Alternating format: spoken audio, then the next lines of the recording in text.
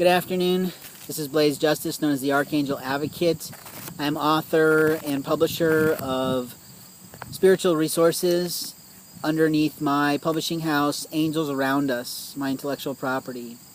Openly today we're talking a bit about my book, Soul Keepers, The Soul Strings of Our Lives, which took me 6 months to write, and I published last year.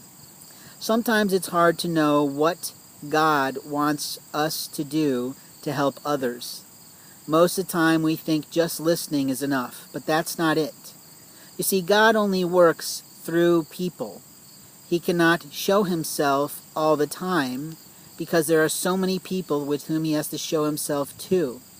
Only the most submitted in every aspect of their life get a lot more signs than the average person. Sometimes I get so many signs that I just cry at how God blesses my life with them all. There are so many messages one can see around us in our life, and sometime in the future I'll talk about how to recognize some of them. Most of the time we need to look at prayer and penitent prayer, honoring God in our everyday life for what he provides and what he's going to do for us, holding on to that mustard seed of hope that he knows our hearts, soul, and minds and what we want the most to live out our days in happiness. Now sometimes we think if we just pray for someone, that's enough. That certainly is a start. Most of the time, though, it requires us to take some action, to do a little thinking about how would Jesus respond in this situation. No matter how easy or simple or difficult it might be, we have to always consider, how am I representing God in this moment? Am I showing his love, or am I acting like God in trying to show punishment?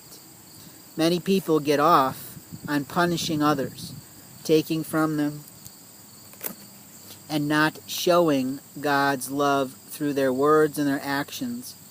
I struggle sometimes with this, given all that's going on for me. I'm working through some rage right now, and it's very humbling because I know it's sinful, but I'm really trying hard not to let it get out of hand. Openly, there's a lot of things going on around me, so you might hear an airplane going overhead or cars driving by, but I'm still here talking to you about God's love. God's love is pure, it is never-ending, and that's how we know who loves us. The one that loves us the most comes towards us with the purity of their heart, and their love never stops. No matter what we have said, no matter what we have done, it always returns to love. We might get angry at them a moment, we might get upset with them, but we realize that God, being shown through us, only offers his love all the time. So how do we show it now to others? It's through love.